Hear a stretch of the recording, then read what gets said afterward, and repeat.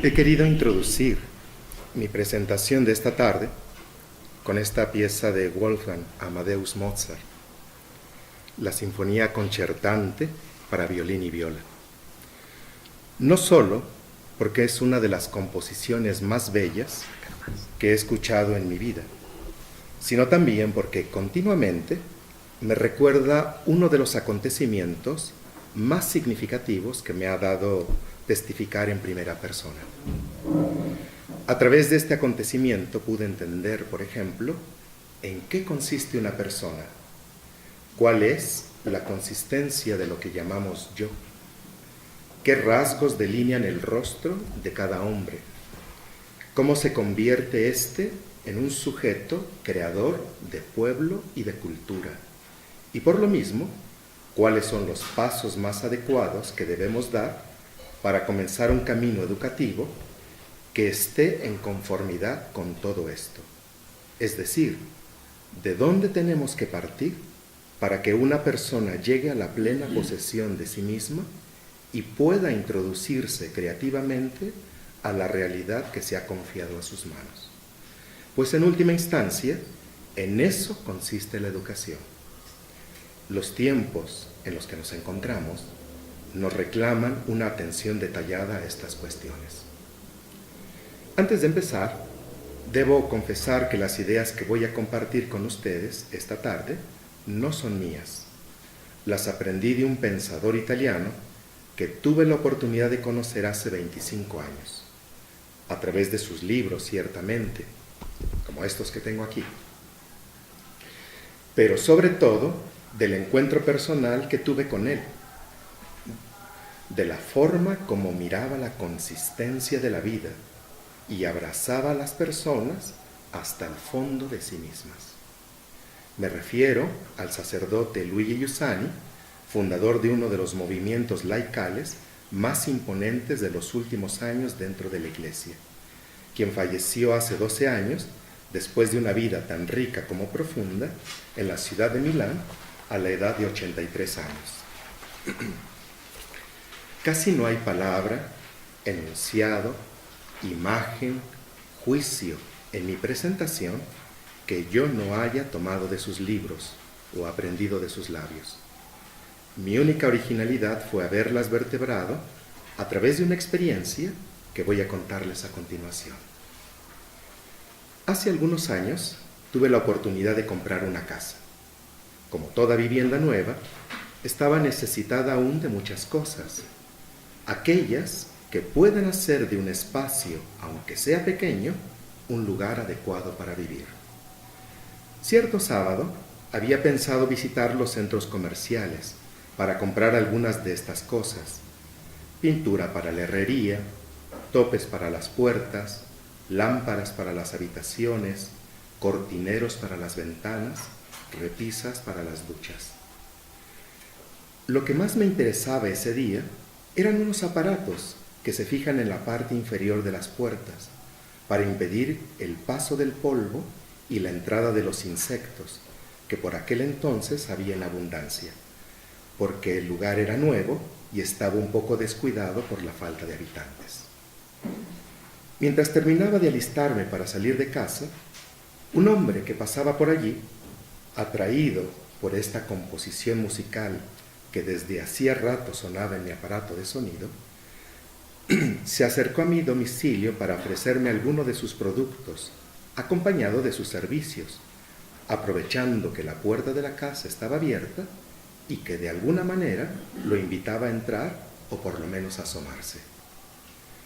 Después de un rápido intercambio de palabras para conocer los productos ofrecidos y fijar los costos de los servicios, contraté a aquel hombre por el resto de la jornada, pues tenía lo que yo necesitaba y los honorarios eran convenientes.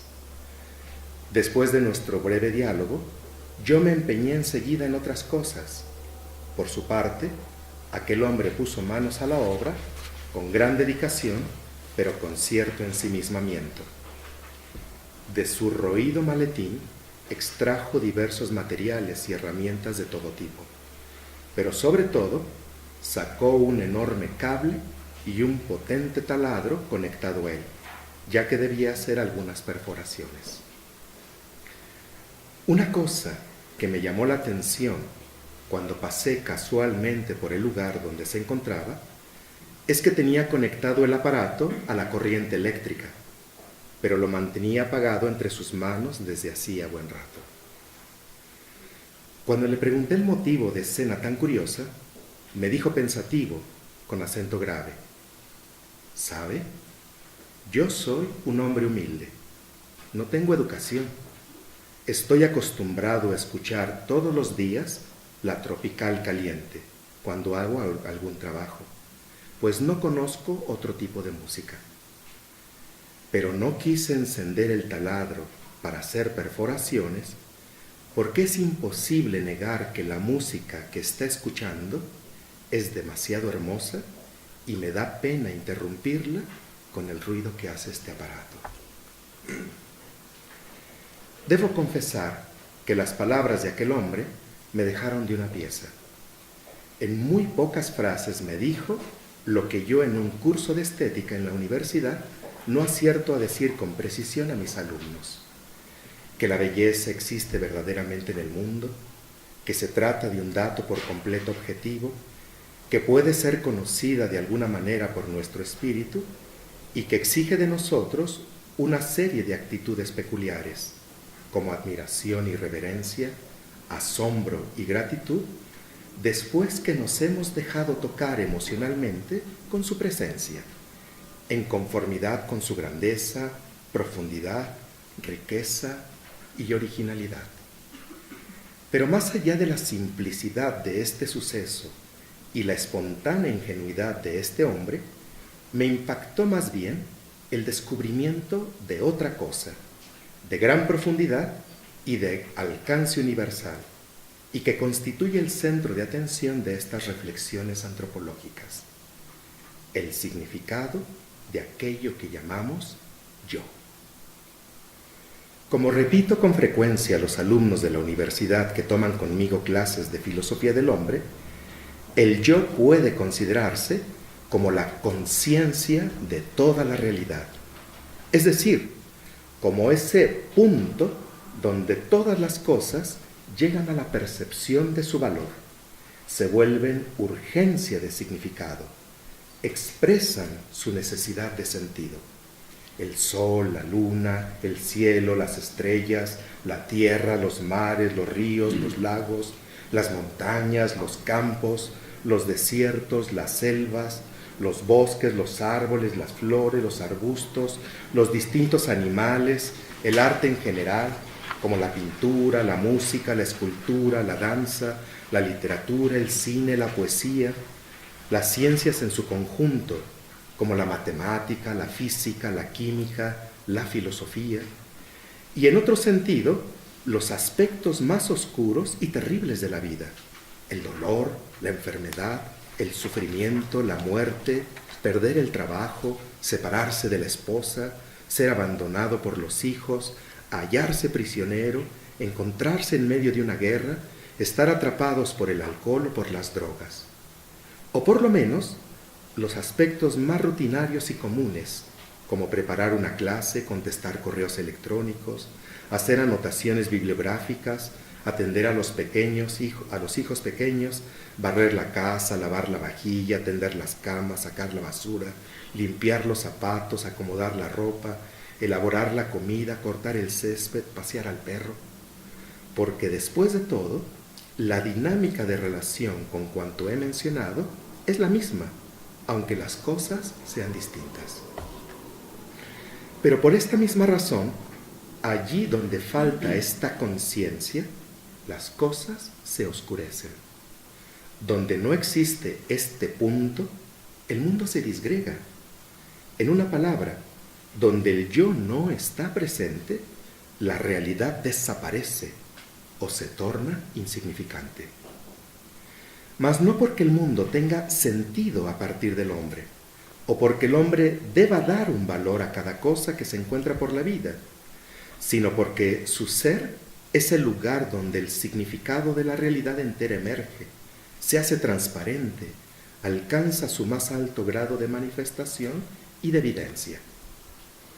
Aquel día, la música de Mozart, que surcaba el espacio de aquel conjunto habitacional aún vacío de habitantes, pudo resonar con toda la potencia de su belleza estética únicamente porque en medio de tanta soledad había un hombre que estaba allí con una conciencia despierta, un espíritu en vigilia, un yo presente en medio de todas las cosas.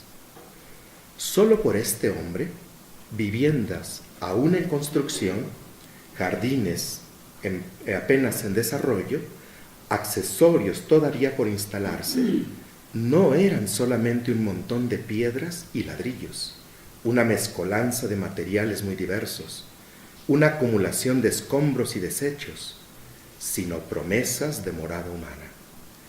Pero sin este hombre, aún hallándose, como en el estado actual, ya en plenitud, con viviendas bien establecidas y jardines bien conformados, todo aquello no hubiera sido más que un triste cementerio. La postura de aquel hombre, su forma particular de salir al encuentro de las cosas, de ponerse en juego frente a la realidad, me ha parecido una de las más justas que haya podido mirar en mi vida, para la pieza musical que allí sonaba, ciertamente, pero sobre todo respecto de sí mismo, pues con gran sencillez había descubierto que aquella música correspondía más a su condición de hombre que perforar una puerta o instalar 4 tornillos.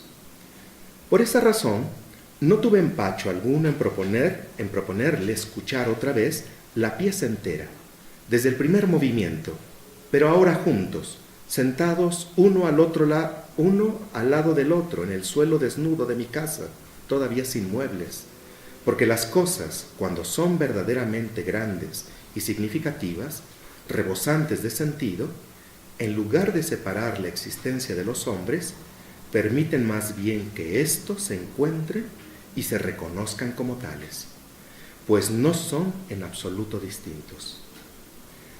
Las cosas del mundo necesitan la conciencia del hombre para poder aparecer en el horizonte de la existencia, en lo que verdaderamente son, porque ella, la conciencia del hombre, es el lugar de la manifestación del ser, del acontecimiento de su presencia, bondad y belleza, verdad y orden.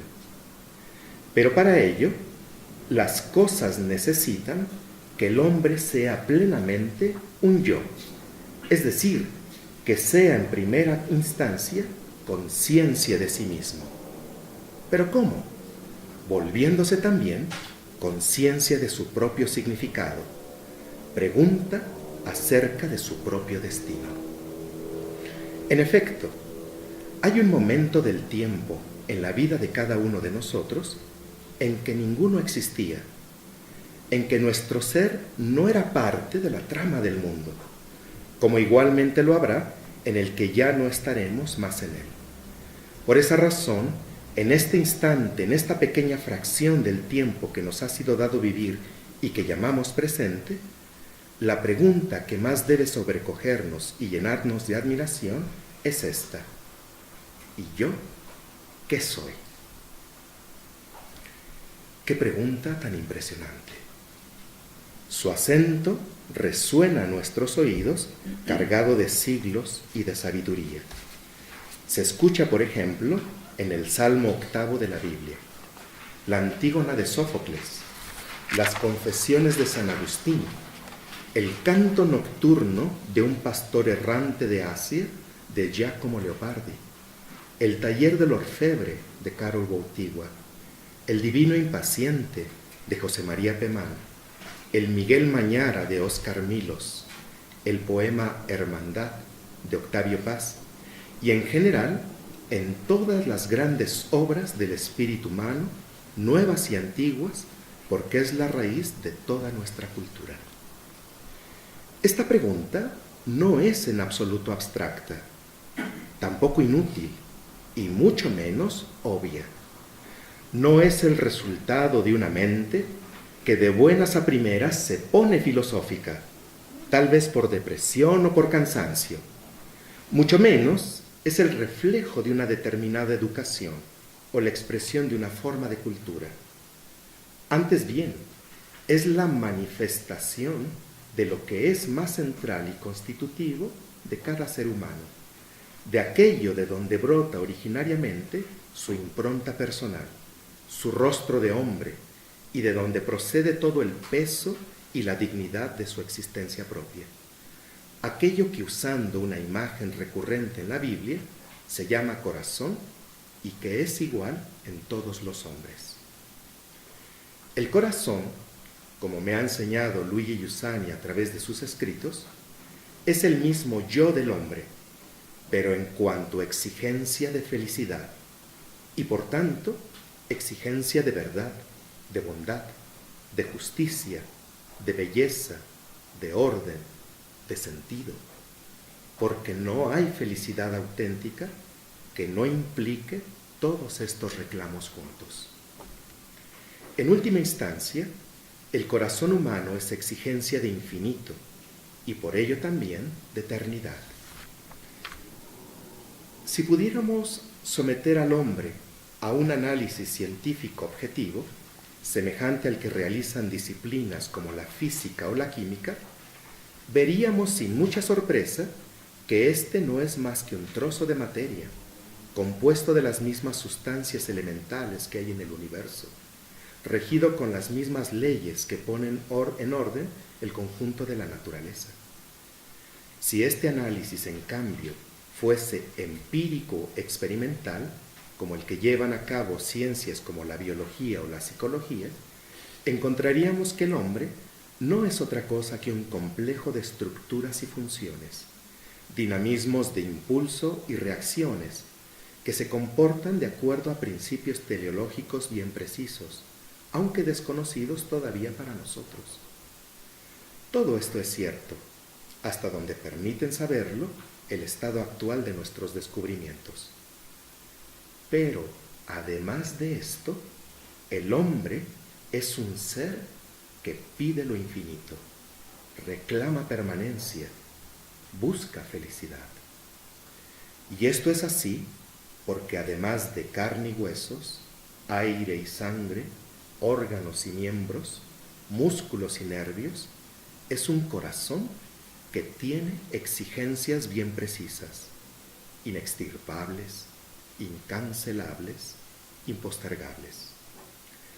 La estatura ontológica del hombre está definida por este punto rojo, vibrante, inquieto, vivo, que se llama corazón y que evidencia el destino humano, como estupendamente lo representa Henri Matisse en su obra Ícaro, que está aquí a mis espaldas.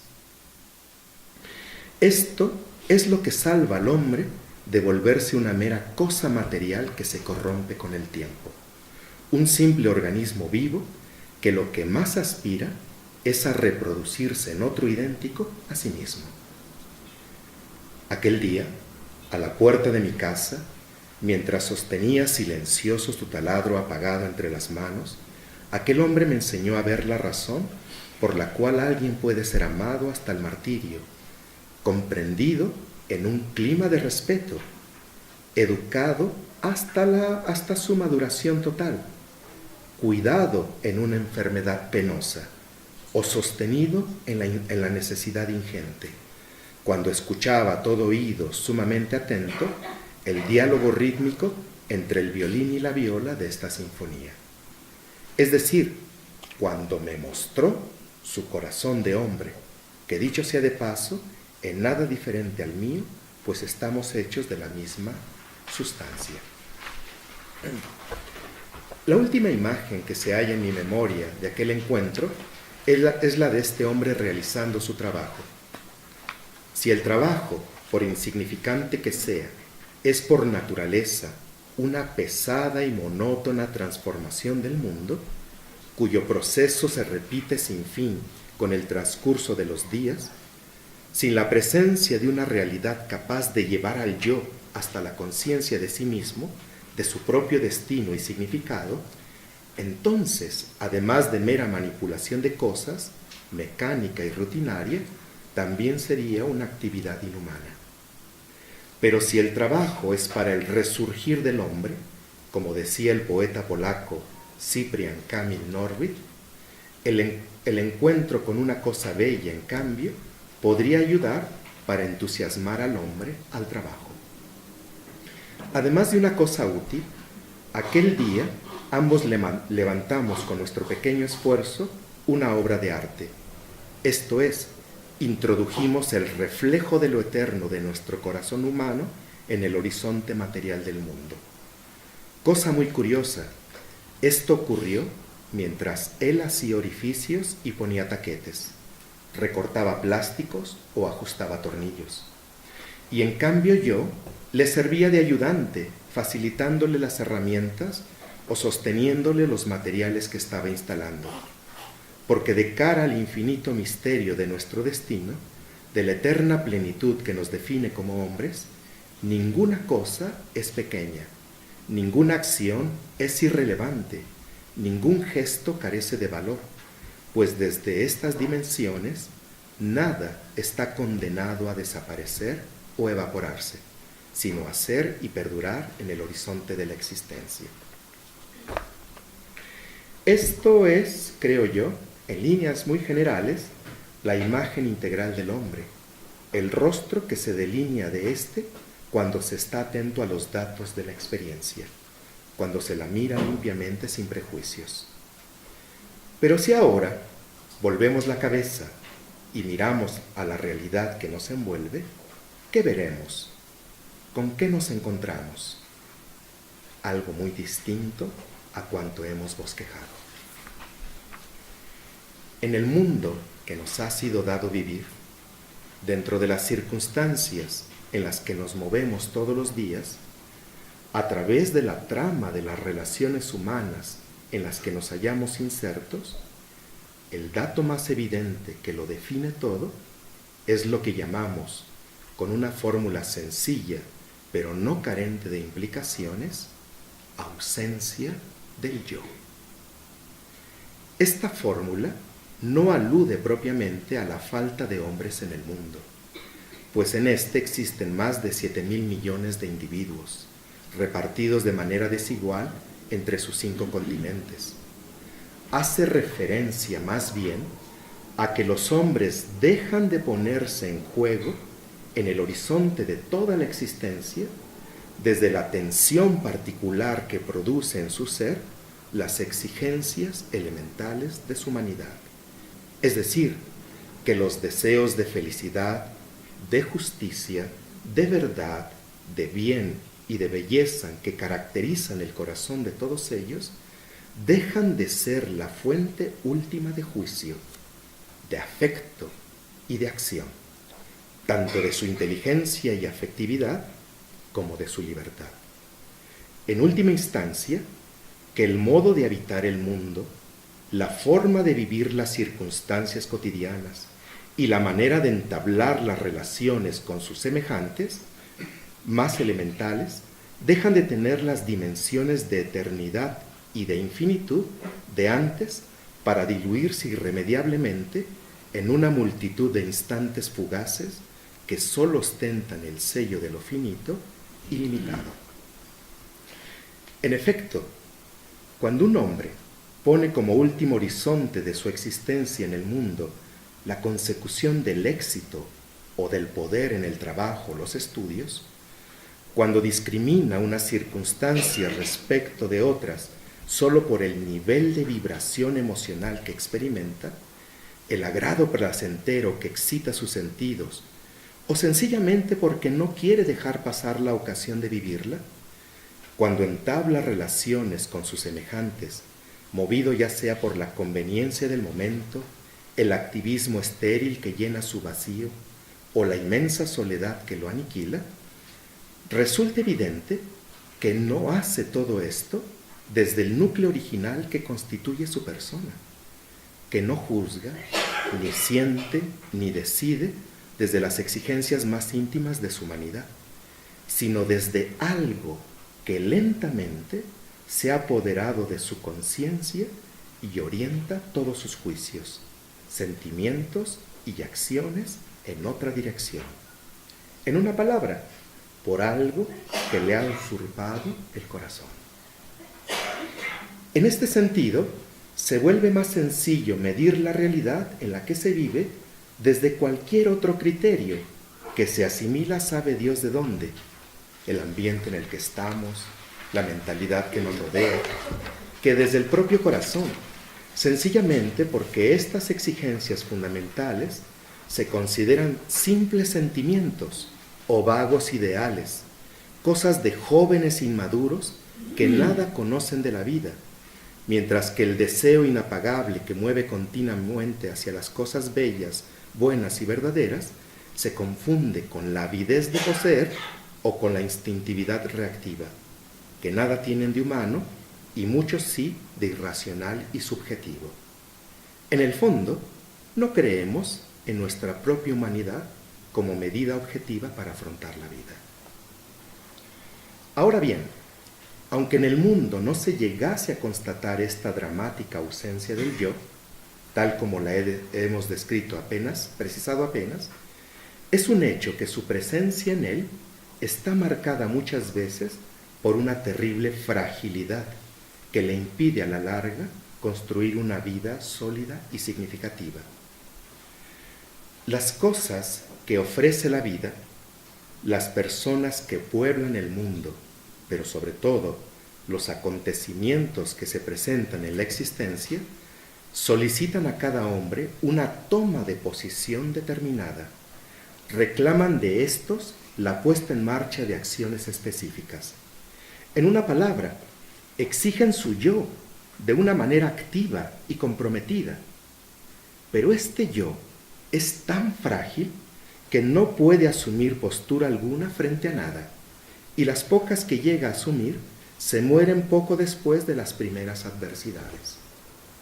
Por ejemplo, que en una parte del mundo haya habido una desgracia, el impacto de 2 autos en la calle, el asalto de un transeúnte en un parque, la caída de un rayo en una casa, la inundación de un conjunto de colonias, un terremoto como el que ocurrió anoche en nuestra patria, o por el contrario, haya tenido lugar un hecho relevante, como el matrimonio de un amigo, el nacimiento de los propios hijos, la incipiente amistad con otra persona, poder cursar estudios universitarios, son vividos generalmente por los hombres de manera real, pero no plena.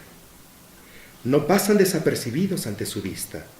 Su importancia no les es inaccesible, pero en su interior hay algo que los detiene siempre para situarse ante estos hechos de manera justa, o adecuada, o comprometida. Algo que los vuelve incapaces de construir con ellos un destino, o al menos una historia rica en contenido. Es, y esta es una metáfora que yo aprendí de Luigi Giussani, como si una misteriosa onda radiactiva hubiese investido de pronto a todos los hombres de manera subrepticia.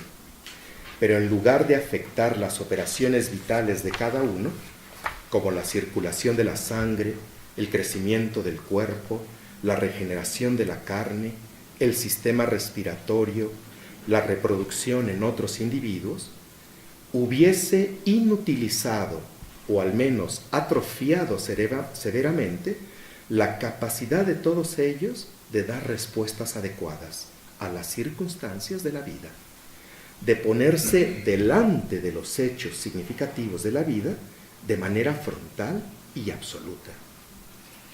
Al principio, la vida de cada hombre parece normal en todos sus aspectos. Se va al trabajo todos los días, se prodiga amor a las personas queridas, se estudian doctrinas importantes en la escuela, se legisla en los ámbitos políticos correspondientes, se hacen obras de caridad a quienes más los necesitan, se sanciona con rigor a las personas que alteran el orden social, se procura el cuidado del planeta de múltiples maneras, se protesta duramente contra las injusticias o sencillamente se aplauden las cosas buenas que ocurren en el mundo. Pero cada día que pasa, cada hecho que sucede, cada circunstancia que reclama al hombre, va siendo paulatinamente más difícil de asimilar, más pesada de vivir, más dramática de responder. Afrontar los hechos significativos de la vida, positivos o negativos, se torna una tarea que implica cada vez más tiempo, más derroche de energías, más circunstancias secundarias como soporte, más trabajo de autoconvencimiento para cada hombre. Si nos preguntamos ahora por las consecuencias que se desprenden tanto de la ausencia del yo como de la fragilidad del yo en la realidad, y que hemos descrito a grandes rasgos, nos encontraremos con un panorama ciertamente oscuro y terrible, pero también familiar, porque se trata de la situación en la que, por desgracia, vivimos actualmente. Sin pretender ser exhaustivo, voy a enunciar sucintamente las que considero relevantes y que en la experiencia del trabajo universitario he tenido oportunidad de ver innúmeras veces, si bien estoy plenamente consciente que es una cuestión que atañe a la vida entera y no tanto al mundo de las clases. La primera de ellas tiene que ver con la naturaleza de la inteligencia, esto es, con la dinámica de nuestro conocimiento. Si el conocimiento no es otra cosa que la conciencia del ser, el reconocimiento de su presencia, esta primera consecuencia se manifiesta entonces como una incapacidad del hombre para alcanzar esta conciencia, conseguir este reconocimiento. A nosotros ya nada se nos presenta como evidente, como verdadero. En lugar del ser, nos hemos llenado tan solo de apariencias. Y como las apariencias son incapaces de engendrar desde el punto de vista psicológico en nosotros una certeza, la vivencia que más domina dentro de nosotros es la duda. Nos hemos convertido en hombres cuyo juicio sobre la realidad es parecer, y su respuesta habitual a lo conocido es desconfianza. La segunda consecuencia sigue inmediatamente a la primera. Como la dinámica del conocimiento está estrechamente ligada a la dinámica de la afectividad, pues no hay verdadero conocer que no implique en el fondo una conmoción humana por lo conocido, de la incapacidad de reconocimiento de la presencia de las cosas, se origina en el hombre posteriormente la falta de sentimientos de admiración y asombro por la existencia de éstas. El entusiasmo que antes dominaba la vida de los hombres por el milagro de las cosas, esencial para alcanzar, entre otras, la vivencia estética y la experiencia religiosa, se ha transformado ahora en la indiferencia afectiva que produce la rutina y la costumbre. Así, mientras el mundo se ha vuelto a nuestros ojos monótono y sombrío, nosotros nos hemos vuelto por melancólicos y tristes, o demasiado sentimentales. Esto último es importante, porque también tiende a afectar la dinámica de la libertad humana. Sin la reverberación afectiva que sacude profundamente el corazón del hombre, que nace, como hemos dicho, de la existencia de las cosas y del reconocimiento inteligente de su presencia, la libertad deja de ser decidida determinación al bien como respuesta agradecida a la infinita gratuidad del ser, al valor de la existencia. En lugar de la amorosa adhesión a la presencia de la realidad que determina un modo de comportamiento, la libertad se torna puro arbitrio ante las cosas, ya que a su actuar cotidiano le faltan muchas veces motivos adecuados, es decir, procede de forma caprichosa. Pero además de arbitraria, la libertad también se vuelve frágil, porque la decidida determinación al bien como capacidad de coherencia dentro del tiempo, no nace ni del rigorismo de las normas que se dictan desde fuera, es decir, del moralismo fariseo, como tampoco nace del empeño voluntario que proviene desde dentro, es decir, el voluntarismo pelagiano. Su fuente es más bien afectiva. Estas consecuencias tienden a manifestarse claramente tanto en la esfera de la cultura como en la esfera de las relaciones personales. Vamos a ver brevemente este impacto en ambas esferas. La palabra cultura expresa la configuración que asume la realidad en su conjunto a través de la actividad humana.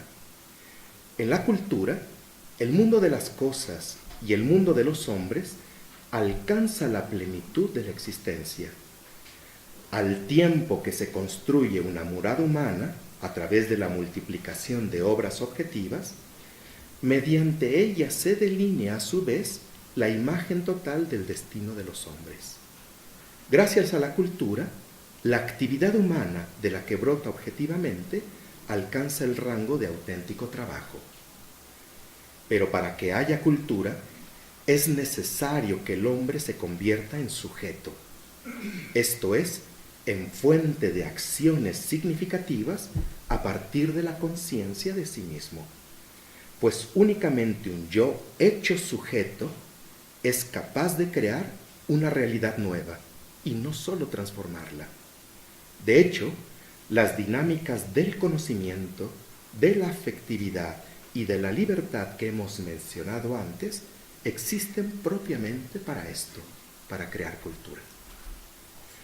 Por esta razón, un hombre que no conoce la verdad, que no vibra ante la presencia de lo bello y no experimenta el reclamo de lo bueno, es incapaz a la larga de generar cultura. No porque esté impedido para realizar acciones o producir objetos, sino porque unas y otros surgen de él sin un contenido, sin el reflejo de lo eterno que caracteriza su condición humana. Ha sido la revolución industrial la que nos ha enseñado lo que es el homo faber, el drama de un hombre que no crea obras, sino hace productos, que no trabaja, sino transforma. Por el otro lado, la palabra tú es una de las más imponentes de nuestra experiencia. Significa, por un lado, que frente a mí hay un ser semejante a mí, cuya consistencia es como la mía, que se presenta en el mundo con la misma identidad que tengo yo. Pero por el otro, significa que es distinto de mí, que no es una extensión de mi ser, tampoco mi doble, y mucho menos una sombra de mi propio ser. Sencillamente es otro con un destino propio. Se llama tú porque puedo abrirme a su ser a través de las palabras, dirigirme a su ser mediante mis gestos, hacerlo el centro de mis actos más propios. Cuando obtengo su respuesta, se crea entre los dos una nueva realidad que apenas puede indicarse adecuadamente con el término nosotros. La aparición del tú en mi campo de experiencia es todo un acontecimiento. Por un lado, es esperada, porque la prefigura mi condición ontológica como yo. Por el otro, es sorpresiva, pues nada en mi ser puede anticipar su presencia y la forma de manifestación de su presencia. Por eso, cuando tiene lugar el encuentro entre ambos, el primer movimiento de mi humanidad es el asombro, y el movimiento que inmediatamente le sucede es el de gratitud. El primero es el reflejo interior ante su novedad, o mejor dicho, ante su originalidad, y el segundo es la respuesta personal a su gratuidad, esto es, a su inexplicable donación. En virtud de lo primero, el tú se me presenta como una realidad admirable. En razón de lo segundo, el tú se muestra como una entidad amable. Por desgracia, la realidad del tú se disuelve cuando se evapora la realidad del yo. Es un hecho que nos cuesta mucho trabajo decir tú a los hombres que nos encontramos por la vida. Incluso con aquellos que tienen una relación inmediata con nosotros, como los amigos, los hijos o el cónyuge, porque nos hemos vuelto extraños a nosotros mismos. Desconocemos tanto la fisonomía como la dinámica de nuestro yo. No sabemos mirar a los otros desde la perspectiva de su destino, la única forma justa de situarse ante la altura de su dignidad. Porque tampoco solemos ya mirarnos desde las exigencias de eternidad y de infinito que nos dan forma y nos dinamiza. Esto se nota con toda claridad en la índole de nuestras relaciones con los otros. Normalmente están movidas por pretensiones de posesión o al menos de uso. Las más de las veces disfrazadas por comportamientos sentimentales, que no excluyen a la larga la incomprensión y la violencia, la desconfianza y el miedo. Puesto que el problema de nuestra cultura moderna proviene de la ausencia del yo en la realidad, o al menos de la dramática constatación de su fragilidad, la pregunta que ahora nos ocupa es esta: ¿cómo recupera el hombre la conciencia de sí mismo, de su dignidad y de su valor? ¿Cómo recobra las dinámicas fundamentales de su humanidad que le permiten ser fuente, de nuevo, protagonista verdadero sobre la realidad, sujeto creador de pueblo y de cultura? En una palabra, ¿cuál es el camino adecuado para el resurgir del yo? Con estas preguntas entramos a la última parte de estas reflexiones.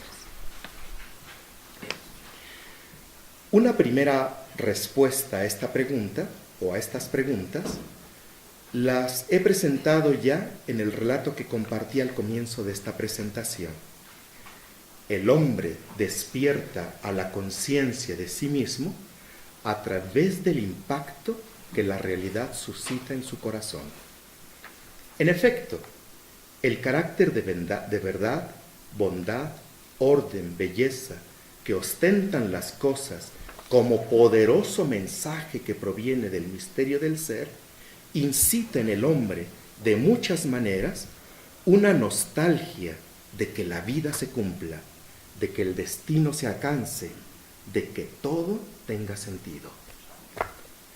Pero quisiera concentrarme ahora en otra respuesta, incluso más importante que la anterior, porque corresponde aún más con nuestra condición de hombres, pues nos descubre ante la mirada un camino preciso y la posibilidad de un destino compartido.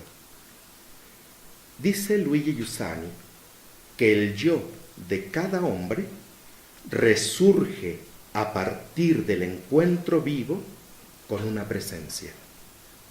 Esto es, en la confrontación con una realidad humana donde la pasión por el descubrimiento del propio rostro se despierta continuamente.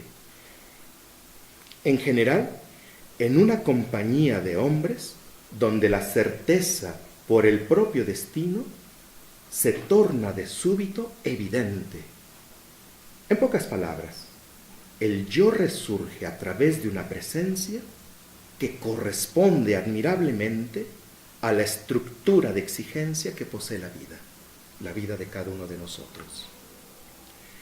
Esta presencia se caracteriza ante todo porque abarca la vida entera del hombre sobre la que se impacta, porque es capaz de tocar hasta las raíces sus exigencias humanas más profundas, a través de gestos de bondad, de simpatía, de compromiso, de ternura. Pero sobre todo, se caracteriza porque porta consigo razones para su esperanza, motivos para su certeza, impulso para sus acciones, pues en ellas se encuentra operante lo que en el hombre se halla en estado de deseo, aquello para lo que se vive. Después del encuentro con esta presencia, el hombre comienza a experimentar dos consecuencias positivas. Por un lado, una urgencia no exenta de dramatismos, de transformación de sí mismo, un apremio por ser otro, una prisa por empezar a dar respuestas adecuadas a la vida. Por el otro, una vivencia de alegría, de regocijo, si bien germinal y todavía vacilante, pero verdadera, que le permite enfrentarse con seguridad a sus objeciones constantes y límites habituales. Esto que acabo de decir suena demasiado teórico por una parte y por el otro suena un poco como entusiástico, ¿no? Pero me gustaría leerles entonces como un testimonio que no proviene ciertamente de una intelectual, de una persona dedicada a la reflexión, a la filosofía. Es una persona común y corriente, pero que testimonia perfectamente en el dramatismo de su persona esto que acabo de decir. Es una carta de un africano que se llama Desiré. Y les leo unos extractos. Es una carta muy bonita, pero un poco larga. Está dirigida precisamente a este hombre de quien he aprendido todos estos juicios. Mi querido Don Yus, cuando le miro en la foto, me embarga la admiración ante este anciano a quien debo que se haya iluminado mi vida.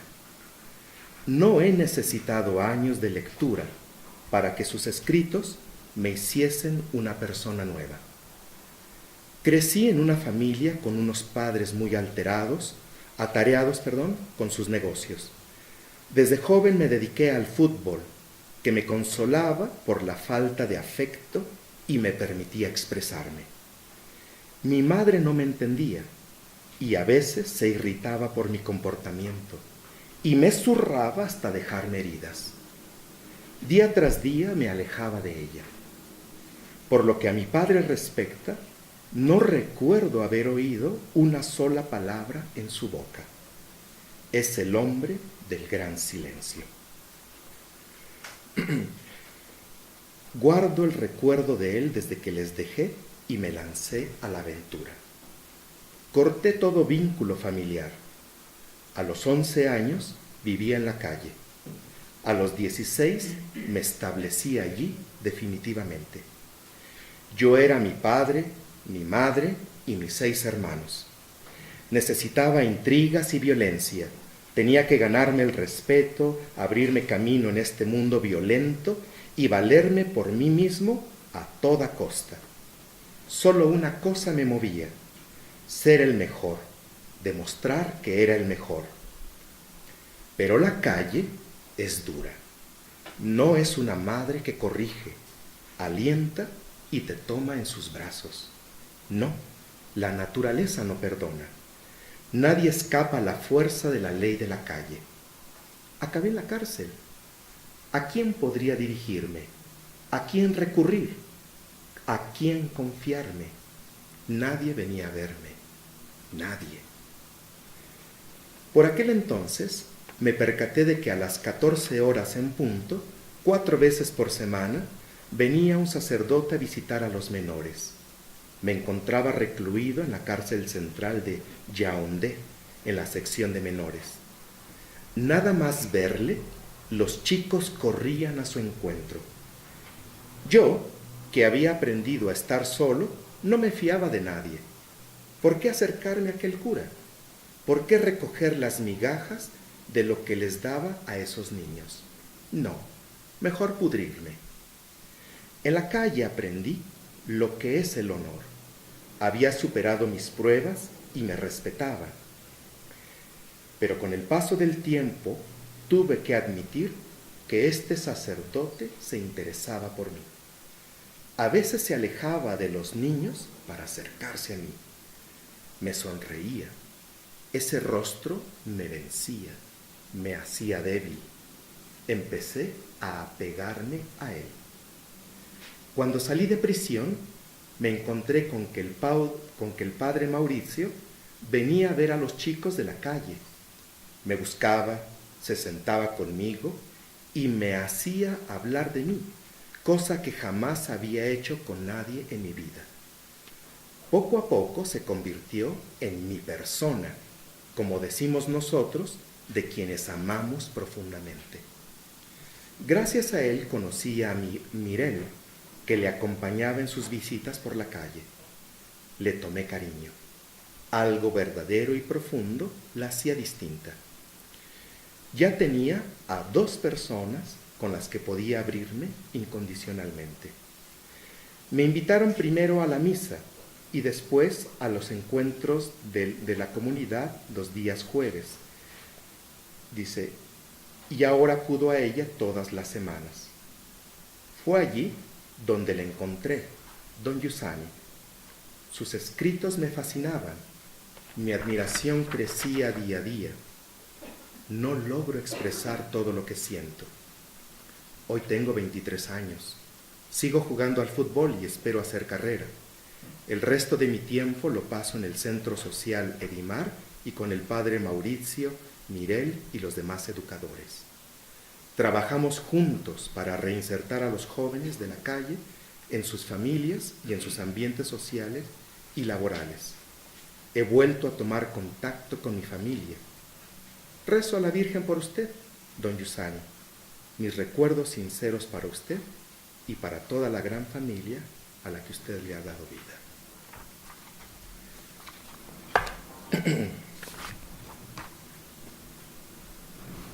La cultura en la que actualmente vivimos, a fuerza de un despótico imperio, no cuestionado por nadie, ha hecho creer a los hombres que es imposible que su yo resurja, es decir, se conozca profundamente en su verdad auténtica y se transforme a sí mismo, incluso moralmente, únicamente siguiendo a otra persona, solo estando en su compañía. Pero en el fondo, este es un error de perspectiva y en realidad no corresponde a los hechos más elementales de la vida humana, cuando se los mira sin prejuicios. En anteriores periodos de la historia, por ejemplo, existía para la inmensa mayoría de los hombres la figura de la autoridad moral, esto es, rostros concretos como los del profeta, el sabio o el santo, cuyo principal cometido era acompañar los caminos de sus vidas a través del tiempo dentro de un sinfín de circunstancias complejas y difíciles. Con ellos, los hombres aprendían de alguna manera los misterios de la vida, porque la presencia de estos eran certeza continua y fortaleza constante para el yo de cada uno. Por eso eran también generadores de pueblo y de cultura, reconstructores del yo de cada hombre que les era confiado por la vida. En la actualidad, donde presencias como estas han comenzado a faltar en el camino de los hombres, los enormes vacíos que dejan sus ausencias son llenados paulatinamente por un ingente ejército de líderes y de expertos, de profesionales y de trabajadores competentes, que conocen a profundidad múltiples teorías sobre la vida humana y que dominan a la perfección diferentes técnicas para vivirla, pero que en el fondo son altamente cuestionables en su capacidad de generar humanidad en torno suyo, porque no saben mirar al núcleo constitutivo de cada hombre suyo. Tal vez por ello no logran comprometerse con nadie más allá de las jornadas de trabajo y no pueden generar cultura ninguna, por ninguna parte, porque nadie forman comunidad alguna. La amistad que viven con otros semejantes es más bien un epifenómeno de su eficacia que un fin en sí misma.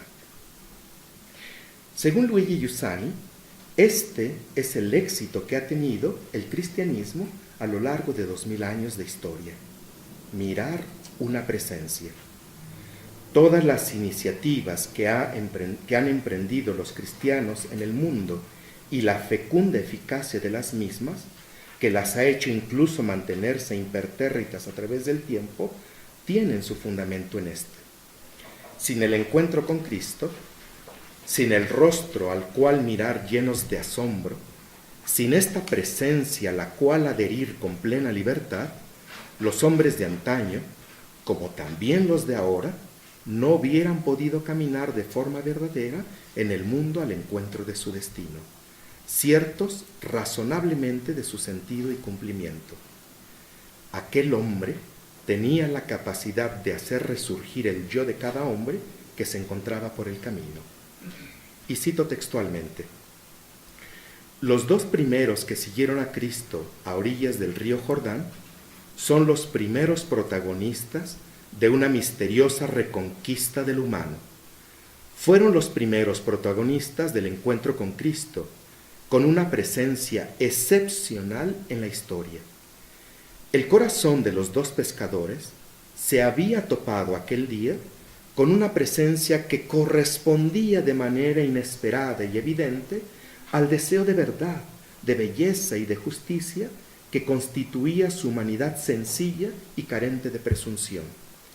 Desde entonces, si bien traicionándole y malinterpretándole miles de veces, nunca le iban a abandonar ya, se iban a volver suyos. De pronto, aquella presencia había introducido en su vida una urgencia de cambio, de cumplimiento de su propia humanidad, tan potente que la historia habría de cambiar por su acción y la santidad habría entrado en el mundo como experiencia imaginada de pureza y fecundidad humana. El acontecimiento cristiano, en efecto, tiene como inevitable consecuencia la inauguración de un nuevo tipo de moralidad. Esta florece no por obsequio a reglas, que son dictadas en última instancia por la mentalidad común y por lo tanto del poder que en gran medida la influye, sino por el reconocimiento de un encuentro excepcional.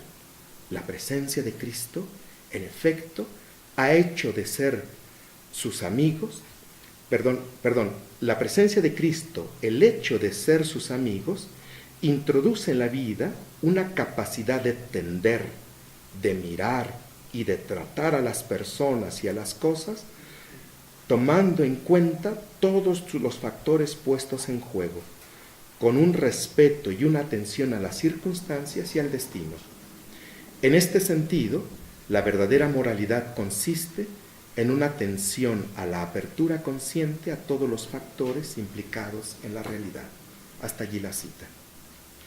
No obstante la belleza de estas palabras, es imposible extenderse sobre ellas en este contexto, debido ante todo a su profundidad teológica, pero también porque la intención de estas reflexiones no eran otra que la de mantenernos estrictamente en el plano del análisis filosófico, y esta nueva dirección en el discurso desbordaría con mucho este objetivo. Les agradezco mucho su paciencia.